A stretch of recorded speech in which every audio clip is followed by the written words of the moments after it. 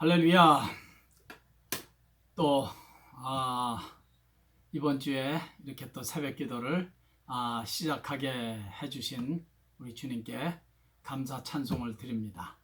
지난밤에도 평안하게 잘 주무셨죠? 또 다 건강하시죠? 혹시 좀 건강이 좀 안 좋으시더라도 힘을 내십시오. 소망 가운데 기도하시고 소망 가운데 우리가 살아야 할 이유와 목표가 있습니다. 우리 오늘도 우리 찬양으로 이번 한 주간 동안의 새벽 기도의 문을 활짝 열고 싶습니다. 제가 그 카톡으로 미리 알려드렸는데 사랑하는 나의 아버지 이름 높여 드립니다. 힘차게 찬양하겠습니다. 사랑하는 나의 아버지 이름 높여드립니다.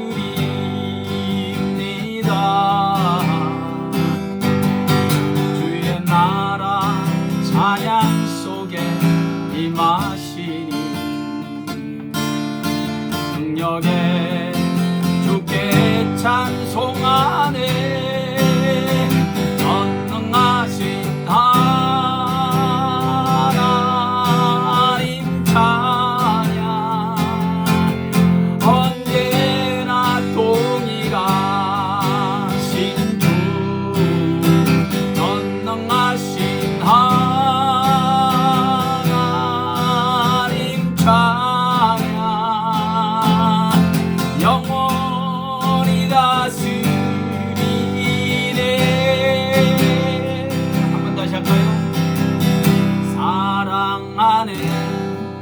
나의 아버지 이름 높여드립니다.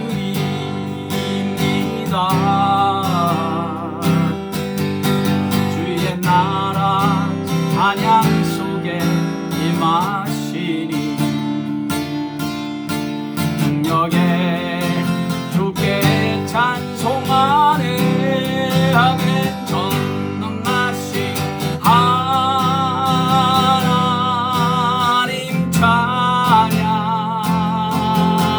언제나 동일하신 주 전능하신 하나님 찬양 영원히 다스리네.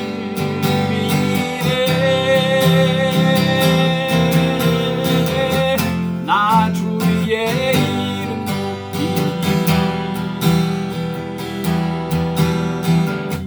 나 주의 이름 높이리 하늘 높이 흐린 깃발처럼 주의 이름 높이리. 전능하신 하나님 찬양 언제나 동일하신 주 전능하신 하나님 찬양 영원히 다스리네.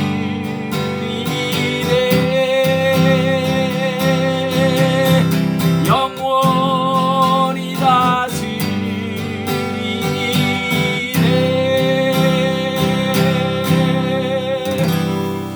할렐루야. 살아계신 우리 아버지 하나님, 사랑하시는 우리들을 끝까지 영원히 완전하게 사랑하시는 우리 아버지 하나님을 이 아침에도 마음껏 찬양합니다. 아버지 하나님, 이런 하나님의 사랑과 은혜를 저희들이 한 몸에 받으면서 이 예배를 활짝 시작하게 하시니 감사합니다. 이 예배를 통하여 저희들이 다시 한번 하나님의 사람, 성령의 사람으로 무장되는 복된 새벽 예배 한 주간 되게 해 주시옵소서. 예배를 시종을 온전히 주님께만 의탁드리며 예수님의 귀하신 이름으로 감사하며 기도하옵나이다. 아멘. 우리 하나님의 말씀은 사도행전 1장 14절 한 절만 읽겠습니다. 사도행전 1장 14절 한 절만 읽겠습니다. 사도행전 1장 14절.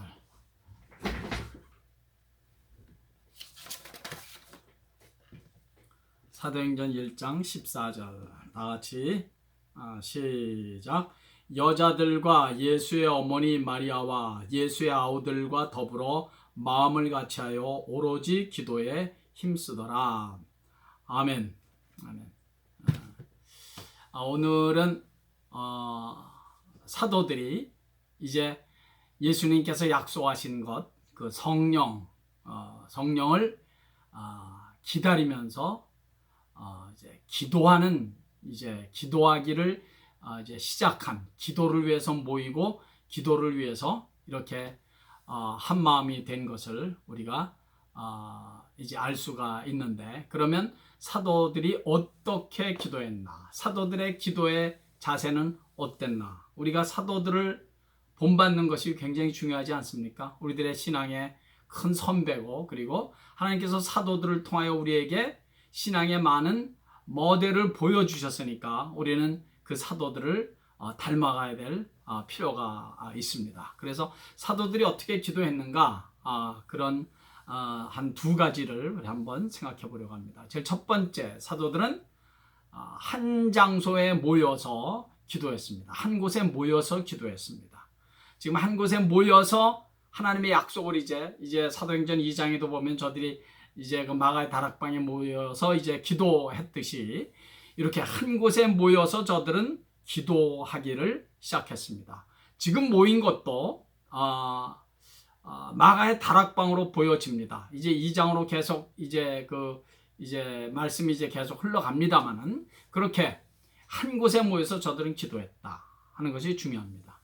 이 예수님의 제자들이 한 곳에 모여서 기도한 거, 여러분, 이것이 오늘날 교회의 본질입니다. 교회의 본질입니다.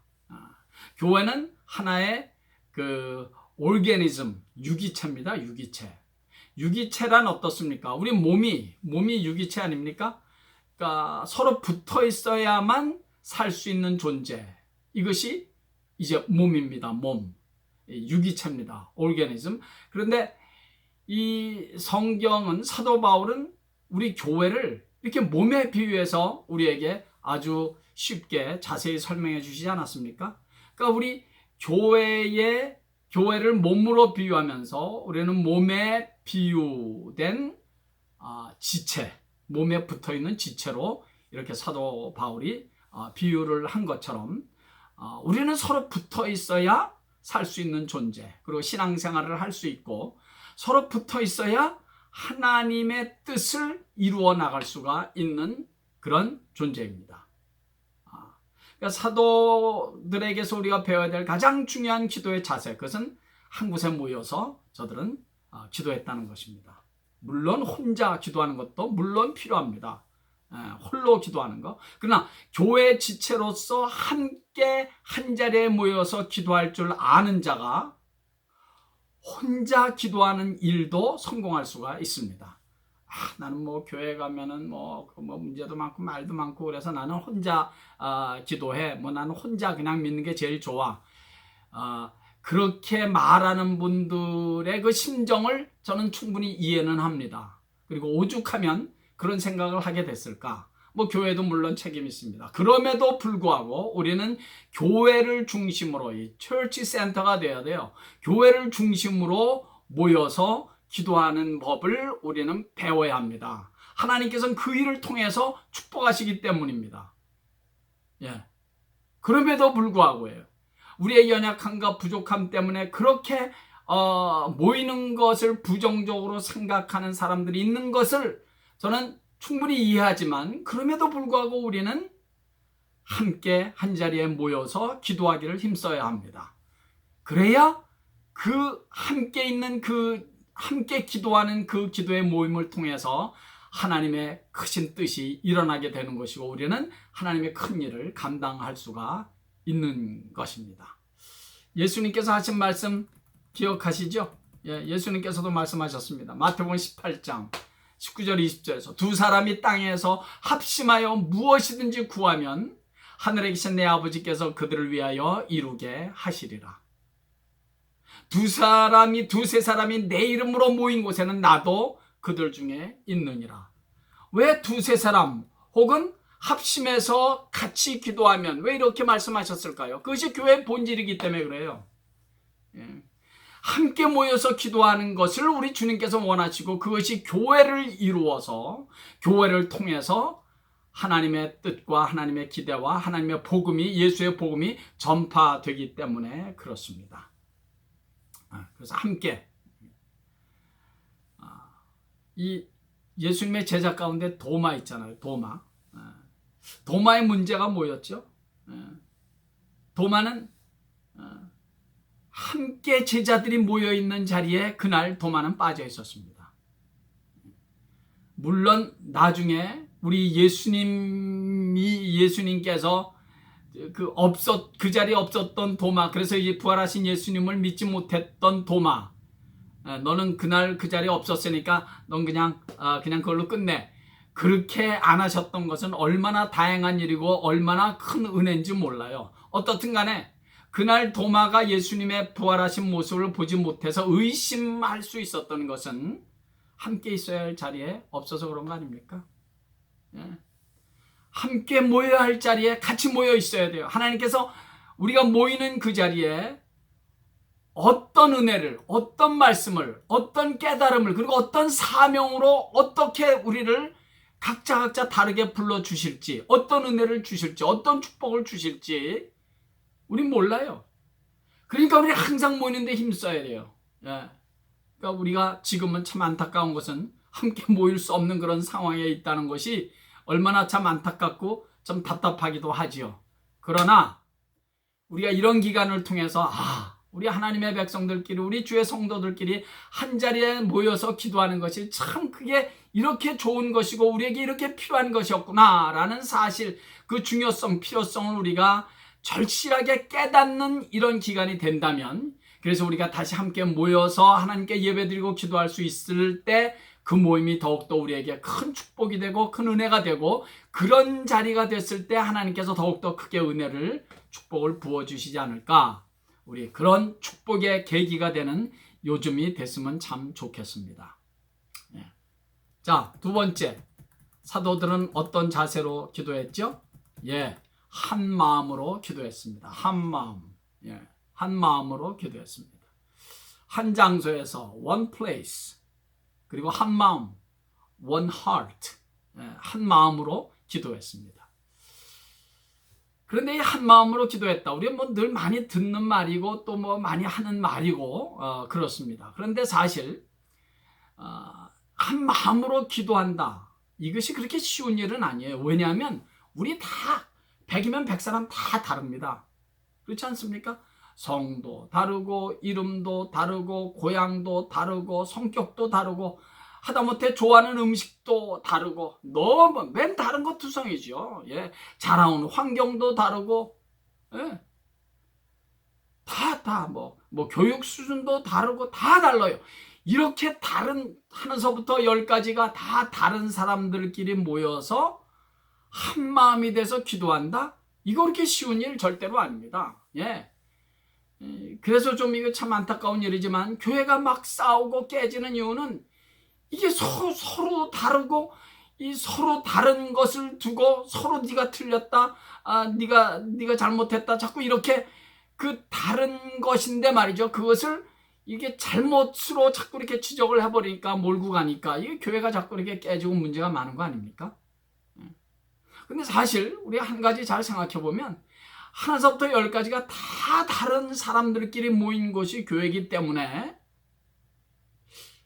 하나가 된다는 게 참 어떤 의미에서는 불가능한 거예요. 이렇게 다 다른데 어떻게 하나가 된다는 그 자체가 그게 불가능한 게 보입니다. 그런데 가능한, 이 모든 게 다 다른 사람들끼리 한 마음으로 기도할 수 있는, 하나가 될 수 있는 중요한 근거가 있습니다. 우린 그 근거로 하나가 돼야 돼요.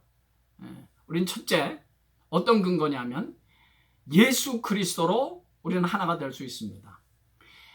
좀 더 다르게 얘기한다면 예수 그리스도가 우리 각자 다 다른 사람들의 삶의 생각의 공통분모가 될 때, 공통분모가 될 때 우리는 그 예수로 하나가 될 수 있습니다. 예수가 우리의 생각과 내 삶의 공통분모가 될 때 우리는 하나가 될 수 있습니다. 여러분, 옛날로 한번 돌아가 보죠. 옛날로 돌아가 보면 그 산수 시간, 수학 시간에 분수 배우지 않습니까? 분수. 근데 분수가 분모가 있고 분자가 있지 않습니까? 근데 분모가 다를 때 더하기 빼기를 어떻게 하죠? 분모가 다를 때는 이거 그냥 더해지지 않아요. 분모가 다를 때는 통분이라는 걸 합니다. 그래서 분모를 같게 만들죠. 분모가 같아지면 분자는 그냥 쉽게 이렇게 그냥 더해질 수가 있습니다. 근데 분모가 다르면 이게 쉽게 더해지질 않아요. 분모를 같게 하는 통분이라는 걸 소위 합니다. 그것을 공통분모라 그러잖아요. 다 고등교육들 다 잘 받으셨으니까 제 말 다 이해하실 줄 그렇게 믿습니다. 공통분모, common denominator, 공통으로 다 갖고 있는 이 분모가 예수 그리스도라는 말입니다. 예수 그리스도가 우리들의 삶의 생각의 공통분모가 된다면 우리는 하나 될 수 있습니다. 저는 종종 이런 말을 듣습니다. 목사님은 참 사모님이랑 잘 만나서 아주 비슷한 사람들끼리 잘 만나서 참 이렇게 잘 사시는 것 같고 사역도 잘하는 것 같다고. 그런데 그거는 사실은 우리 부부를 몰라서 하는 얘기입니다. 우리 부부는요, 사실은 유별나게 보통이 아니게 유별나게 다른 게 정말 많은 부부입니다. 정말 뭐 이름도 다른 것부터 시작해서 고향도 다르고 자라는 환경도 다르고 성격이 달라요. 절대로 우리 집사람이 저랑 비슷하지 않습니다. 성격이 다릅니다. 특히 우리 서로 좋아하는 음식도 너무 달라요. 아직까지. 지난 40년 동안 음식이 서로 다릅니다. 예를 들어서 저는 고기를 굉장히 좋아하는데 우리 집사람은 고기를 별로 좋아하지 않아요. 거의 먹지 않아요. 그러니까 예를 들어서 그런 거예요. 좌우간 달라요. 다른 게 너무 많아요. 그런데 여러분, 제가 가만히 생각해 보면 저희 부부는 다른 것이 저희들에게 축복이 됐습니다. 만약에 저와 저희 집사람이 성격이 비슷했다면 오늘날 나는 이런 여러 가지 많은 그런 그 축복을 누리지 못했을 것 같아요. 저는 좀 이렇게 좀 알뜰하지 못합니다. 나 이런 말하면은 이게 또 참 목회하는데 지장이 있는데 저는 정말 좀 알뜰하지 못해요. 근데 우리 집사람이 뒤에서 알뜰하게 많이 챙겨주는 게 제 사역에 제가 목회하는데 얼마나 많은 도움이 됐는지를 모릅니다. 그냥 그 얘기는 거기까지 하죠. 좌우간 다른 게 너무 많아요. 특별히 저 연예인들이 헤어질 때 뭐 성격 차이로 헤어진다는 말 많이 하잖아요. 그것은 거짓말이에요. 성격 차이로 헤어지는 게 아니에요. 사실은 지네들이 무슨 뭐 죄진 게 있어서 헤어지는 거지 성격 차이로 헤어지는 게 사실은 아닙니다. 성격은 다를 수밖에 없어요. 어떻게 성격이 같을 수가 있냐고요. 그런데 그 다름이 우리들에게 축복이 되게 하고 장점이 되게 해야 돼요. 어떻게? 예수 그리스도가 내 성격에, 내 삶에, 내 가치관에 이 공통분모가 될 때 우리는 하나가 될 수 있고 그것이 오히려 우리에게 다른 것이 오히려 우리들에게 축복이 되는 것입니다. 그러니까 다른 것이 축복이 되게 하셔야 돼요. 다른 것이 우리에게 장점이 얼마든지 장점이 될 수 있습니다. 다른 것이 우리들에게 시너지가 될 수 있다고요. 더 큰 에너지가 될 수 있어요. 에너지를 넘어서 시너지가 될 수 있다고요. 다른 것이. 저는 정말 그렇게 생각해. 다른 게 축복이 됐습니다. 그렇지 않으면 큰일 났을 뻔했어요. 사랑하는 여러분, 예수 그리스도가 우리의 삶의 공통 분모가 되기만 하면 하나 될 수 있습니다. 우리 교회가 바로 그렇습니다. 우리 교회는 뭐예요? 우리의 똑같은 신앙 고백, 예수 그리스도가 내 죄를 위해서 십자가 못 박혀 돌아가서 내 죄를 죄 용서함 받은 하나님의 사람들의 모임 아닙니까? 내 안에 흐르고 있는 예수의 피, 저 사람 안에도 상대방 안에도 예수의 피가 흐르고 있는 우리 같은 형제 자매 아닙니까? 우리가 왜 예수가 내 삶의 공통 분모가 돼서 하나 되지 못할 이유가 우리는 하나도 없는 거예요. 우리는 하나 될 수 있고도 남아요. 예수의 피가 우리를 하나 되게 했습니다. 예수의 피가 우리를 죄 용서 받은 하나님의 자녀로 우리는 이렇게 우뚝 서 있는 것입니다. 스윈돌이라는 목사님이 이런 말씀했죠. 예수님에게는 손자가 없다. 아들만 있다. 딸만 있다. 예수님에게는 손자가 없다는 거예요. 하나님에게는 손자가 없답니다. 왜냐하면 지금서부터 2000년 전에 살았던 사도 바울도 하나님을 내 아버지라고 부르고 2000년 후에 살고 있는 우리들도 하나님을 아버지라고 부르고 똑같이 아버지라고 부르잖아요. 우리가 하나님을 할아버지 그렇게 불러요? 아니잖아요. 정말 스윈돌 목사님의 말대로 예수님에게는 하나님에게는 손자가 없고 아들만 있는 거예요. 딸만 있는 거예요. 자식만 있는 거예요. 우리는 하나 될 수 있습니다. 예수 그리스도가 내 삶의 공통 분모로 자리를 잡고 있으면 우리는 하나 될 수 있습니다. 하나 돼서 그래서 기도할 수 있었던 것입니다. 두 번째, 예수님의 제자들은 어떻게 기도했습니까? 저들은 기도의 목표가 같았어요.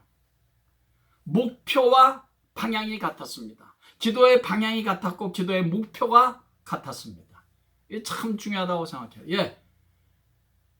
우리가 내 삶의 공통 분모인 예수 그리스도로 하나가 되었다면 이제 그 예수 그리스도께서 우리에게 맡겨진 사명으로 우리는 하나가 되어야 합니다. 그 사명으로 우리는 같은 방향으로 달려갈 수가 있습니다. 그때 우리는 비록 다 다른 것 투성이지만 우리는 하나가 돼서 기도할 수 있고 하나가 돼서 교회를 섬길 수가 있는 것입니다. 사명으로 하나 되고 부르심으로 하나 되고. 예수님의 제자들이 하나 될 수 있었던 것은 과거에는 다 다르던 사람들이고 직업도 다르고 다 달랐잖아요. 성격도 다 다르고 얼마나 달라요. 그러나 이제 예수님께서 주신 마지막 그 명령, 네가 성령이 너에게 임하시고 너희들이 권능을 받게 되면은 예루살렘과 온 유대와 사마리아 땅 끝까지 가서 복음을 전하면서 내 증인이 되라는 이 사명, 이 부르심으로 방향이 지금 같잖아요. 그러니까 저들은 하나가 돼서 기도할 수 있고 하나가 돼서 예루살렘 교회를 섬길 수가 있었던 것입니다. 이 사실은 얼마나 중요한지. 사랑하는 여러분, 우리는 사명으로 부르심으로 주께서 우리에게 주신 그 교회의 목표로 우리는 같은 방향을 향해서 달려갈 수 있습니다. 제가 또 우리 부부 얘기를 좀 해서 그렇습니다만은 나온 얘기니까 그죠, 해야 될 때 그죠 할게요. 제가 파라과이로 또 베트남으로 또 파라과이 또 두 번째로 이렇게 선교 사역을 갈 수 있었던 것은 전적인 우리 집사람의 동의와 도움 때문이었습니다. 그렇잖아요. 집사람이 도와주지 않으면, 사모가 동의하지 않으면, 그것도 무슨 억지로 가거나 그러면 가서 즐겁게 사역할 수 있겠습니까? 그런데 사실은 제 집사람이 저보다 더 선교지에 가는 것을 쾌히 승낙해 주었고 사실은 더 원했습니다. 그러니까 우리가 젊었을 때 한번 선교지에 가서 선교해야 되지 않겠느냐, 여기에 너무너무 동의가 된 거예요. 그러니까 정말 가벼운 마음으로 갈 수가 있었죠. 우리는 사명으로 충분히 하나 되고도 남습니다. 하나님의 부르심으로 우리는 얼마든지 하나 될 수 있습니다. 그때 우리는 이 교회를 하나 돼서 기도할 수 있고 하나가 돼서 교회를 끝까지 섬길 수 있는 것입니다. 우리가 인간적인 어떤 다른 생각을 내려놓고 목표와 방향이 같기 위해서는 내 개인적인 어떤 생각, 내 개인적인 어떤 이제까지 자라온 어떤 그런 경험, 이런 것을 내려놔야 돼요. 사실 신앙생활, 교회 생활도 뒤돌아보면 다 지나온 그 발걸음이 다 달라요. 그리고 또 그 각 목사님들마다 가르친 이것도 조금씩 다르고요. 그리고 또 그 교회, 내가 섬겼던 그 교회마다 성격이 컬러가 조금씩 다 다르지 않습니까? 그러니까 이게 같이 된다는 게 참 힘들지만 큰 목적, 내가 땅끝까지 가서 복음을 전해야 된다. 우리는 예수의 복음, 십자가의 복음을 전해야 된다. 여기에 하나가 된다면 나와 저 사람과 나와 아무개와 이렇게 조금씩 다를 수 있는 그런 것들은 다 내려놓을 수가 있습니다. 내 경험, 내가 자라온 환경, 그리고 내가 이렇게 자라온 교회 환경, 나는 이렇게 안 배웠는데 어떤 습관 같은 거, 이런 것도 다 내려놔야 합니다. 그래야 목표와 같은 방향으로 우리들 갈 길을 끝까지 갈 수 있습니다. 나는 배워왔고 나는 이런 습관이 있는데 나는 이렇게만 아는데, 이렇게 하면 절대로 같은 목표와 방향을 향해서 같이 갈 수 없죠. 내려놔야 합니다. 간절히 바라기는 우리가 그렇게 갈 수 있기를 간절히 바랍니다. 그래서 우리가 하나님께서 우리를 다시 만나서 함께 예배드리고 한자리에서 함께 기도하게 해주는 그날에 우리가 더 기쁜 마음, 더 감사한 마음, 더 목표와 방향이 같고 예수 그리스도가 우리들의 삶의 공통분모가 된 자끼리 만난 모임이 돼서 하나님을 더욱더 기쁘게 하며 이 교회를 더욱더 행복하게 섬길 수 있는 우리 모두 되기를 예수의 이름으로 간절히 축원합니다. 할렐루야. 기도하겠습니다. 아버지 하나님, 감사합니다. 우리가 이렇게 다 하나서부터 열까지가 다 다른 것이 너무나 많은 사람들이지만, 그러나 예수 그리스도라는 그분으로 하나가 되어서 나의 다름을 내려놓고 상대방의 다름을 존중히 여기면서 우리가 주님의 교회를 향한 기대와 목표인 땅끝까지 가서 복음을 전하는 일에 같은 목표, 같은 방향으로 나아갈 수 있게 된 줄을 믿사오니, 그 일을 위해서 저희들이 하나로 기도하고 한 마음이 돼서 기도하고 한 마음이 돼서 주의 몸된 교회를 섬기며 한 마음으로 이런 기간을 잘 통과할 수 있도록 주여 은혜를 베풀어 주시옵소서. 아버지 하나님, 이번 한 주간도 우리 사랑하는 성도들의 처해져 있는 상황과 형편과 그 장소를 잘 아시는 우리 아버지 하나님께서 저들이 어떤 상황, 어떤 형편에 있든지 주님 앞에서 살게 하시고 예수의 이름으로 기도하는 자세로 살게 하시고, 또 시간과 자리를 내어서 기도의 무릎을 꿇고 사는 자들이 되어서 아버지 하나님, 하루하루 사는 것이 행복하고 기쁘고 감사한 그런 복된 삶을 살아가는 온 성도들 되게 해 주시옵소서.